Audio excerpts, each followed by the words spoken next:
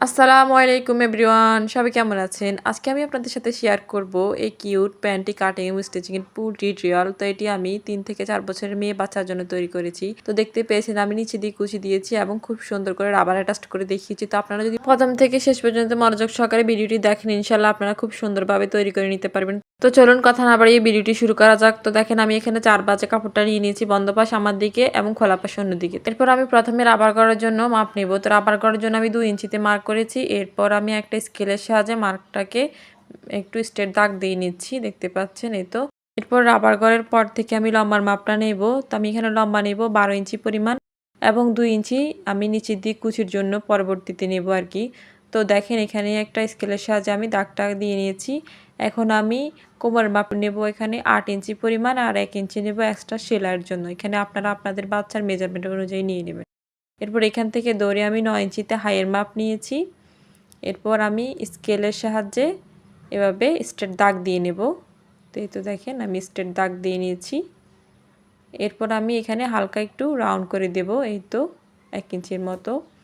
এখন আমি মোহরির মাপটা নেব। তো আমি এখানে মোহরি নিয়েছি 6 ইঞ্চি পরিমাণ। এরপর 1 ইঞ্চি নিচে এক্সট্রা সেলাইয়ের জন্য। এখন আমি এভাবে দাগগুলোকে এভাবে মিলিয়ে দেব, এই তো দেখেন। এরপর আমি দাগ অনুযায়ী কাটিং করে নেব। ভিডিওর এই পর্যায়ে আমার ছোট্ট একটা রিকোয়েস্ট, যারা এখনো পর্যন্ত আমার চ্যানেলটিকে সাবস্ক্রাইব করেনি তারা অবশ্যই আমার চ্যানেলটিকে সাবস্ক্রাইব করে দিবেন এবং পাশে থাকা বেল আইকনটা বাজিয়ে দিবেন। এতে করে আমি নতুন কোনো ভিডিও ছাড়ার সাথে সাথে আপনারা নোটিফিকেশনের মাধ্যমে সবার আগে পেয়ে যাবেন। আর যারা অলরেডি সাবস্ক্রাইব করেছেন তাদেরকে অসংখ্য অসংখ্য ধন্যবাদ। তো দেখেন আমার কাটিং করা কমপ্লিট। এখন আমি নিচে দিয়ে যে কাপড়টা নিব এটা চড়া দেখিয়ে দিচ্ছি।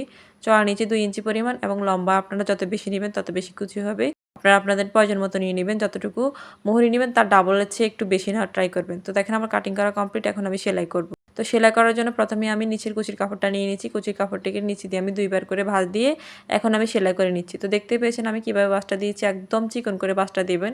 প্রথমে একটা দিবেন ভাঁজ, তারপর আরেকটা দিবেন, মোট টোটাল 2টা ভাঁজ দিবেন আর কি, বুঝতে পেরেছেন? ভালো করে লক্ষ্য করলে বুঝতে পারবেন। এই তো আমি বারবার দেখিয়ে দিচ্ছি কিভাবে ভাঁজটা দিচ্ছি। তো আমি পুরোটা এভাবে সেলাই করে নেব। তো দেখতে থাকুন, দেখলে আশা করি বুঝতে পারবেন। আর ভিডিওর এই পর্যায়ে এসে যদিও এখন পর্যন্ত একটা লাইক দেননি, প্লিজ একটা লাইক দিয়ে দেবেন, এতে করে আমি নেক্সট ভিডিও বানাতে উৎসাহবোধ হব। তো এই তো দেখেন আমার সেলাই করা কমপ্লিট। এরপর আমি সুতাটা কেটে নিয়েছি। এখন আমি ছোট ছোট কুচি বসিয়ে দেব। তো দেখতে পাচ্ছ কিভাবে কুচিগুলো দিচ্ছি, একটার পর একটা এইভাবে প্রত্যেকটা কুচি আমি দিয়ে নেব। তো দেখো আমি প্রত্যেকটা কুচি এভাবে দিয়ে নিচ্ছি। তোমরা চাইলে আমার চ্যানেলটাতে ঘুরে আসতে পারো। আমার চ্যানেলে অনেক সুন্দর সুন্দর বাচ্চাদের ড্রেসের কাটিং এবং স্টিচিংয়ের ফুল টিউটোরিয়াল দেওয়া আছে, চাইলে দেখে আসতে পারো। অথবা হাতার ডিজাইন বা সালোয়ারের মোহরি ডিজাইন সব কিছু দেওয়া আছে, চাইলে দেখে আসতে পারো। দেখো আমার সেলাই করা কমপ্লিট, এই তো কুচিগুলো রেডি।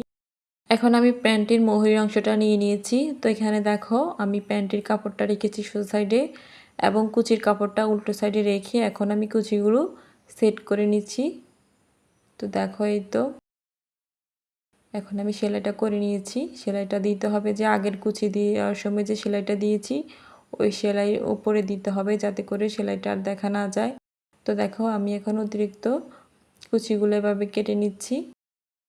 তো এখন আমি এটাকে সোজা করে নিচ্ছি, নিয়ে এখন আমি চাপ সেলাই দিয়ে নিচ্ছি। তো চাপ সেলাইটা দিতে হবে হাতের বাম পাশের কাপড়ের উপরে। এই তো দেখো আমি এখন চাপ সেলাইটা দিয়ে নিচ্ছি।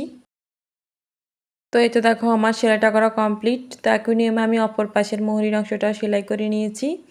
এখন আমি সাইডের ফিটিংটা করে নেব। তো দেখো এখানে আমি নিচের কাপড়টাকে রেখেছি সোজা সাইডে এবং উপরের কাপড়টাকে রেখেছি উল্টো সাইডে।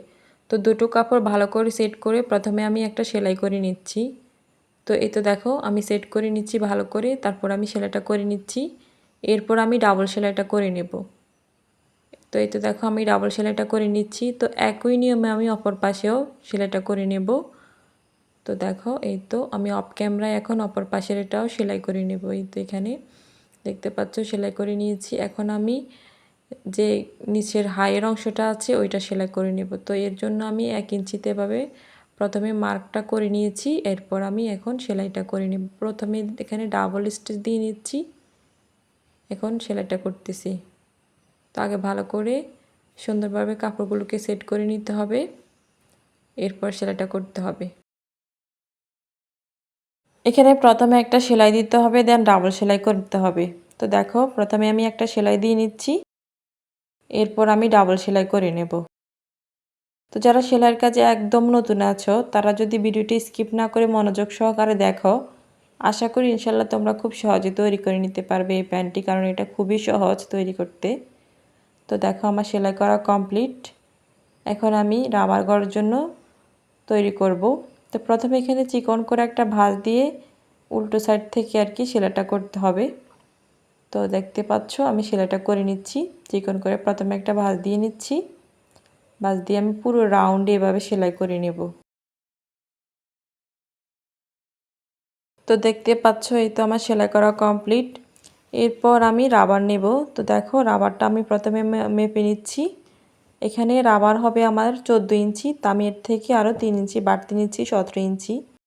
যেহেতু আমাদের 28 ইঞ্চি কোমর ছিল, তাকে 2 ভাগ করলে হতো 14 ইঞ্চি, তার থেকে আমি এখন 3 ইঞ্চি বাড়তি নিয়েছি। তো তোমাদের যতটুকু কোমর হবে তাকে 2 ভাগ করবা, তার থেকে 3 থেকে 4 ইঞ্চি বাড়তি নিবা, তাহলেই হয়ে যাবে। তো দেখো আমি প্রথমে রাবারটিকে এভাবে সেলাই করে আটকে নিচ্ছি। তো দেখতে পাচ্ছ আমি কিভাবে সেলাইটা করছি। তো এই তো সেলাইটা করা হয়ে গিয়েছে, এখন আমি রাবারটা অ্যাটাচ করব। তো প্রথমে এখানে প্যান্টের কাপড়ের সাথে এখানে কয়েকটা সেলাই বসিয়ে আমি মাঝখান দিয়ে আমি আগে আটকে নিচ্ছি, তারপর আমি বাঁশটা দেব। তো দেখতে পাচ্ছ কিভাবে বাঁশটা দিয়েছি, কিছুটা অংশ বাড়তি রেখে বাঁশটা দিতে হবে, যাতে করে আবার রাবারের উপর সেলাইটা না উঠে, সেদিকে খেয়াল রাখতে হবে। তো আমি ঘুরিয়ে ঘুরিয়ে এভাবে আমি সেলাইটা করে নিচ্ছি রাবারটা সহ। তো এখানে যেখান দিয়ে দেখবা কাপড়টা একটু কুঁচকে গেছে, সেক্ষেত্রে রাবারটিকে টেনে ধরে তারপর সেলাইটা করবা। তো যখন তোমরা সেলাই করবা তখন বুঝতে পারবা। তো এরকম করে আমি ঘুরিয়ে ঘুরিয়ে রাবারটা অ্যাটাচ করে নিচ্ছি। তো দেখো আমি এখানে সেলাই করে নিচ্ছি। তো আমি বারবার বলতেছি যেন রাবারের উপরে সেলাইটা না পড়ে, সেদিকে খেয়াল রেখে তারপর সেলাইটা করবা। তো দেখো আমার সেলাই হয়ে গিয়েছে। এখন আমি ভালো করে কাপড়গুলোকে ছড়িয়ে দেব যাতে করে চারিদিকে সমান থাকে।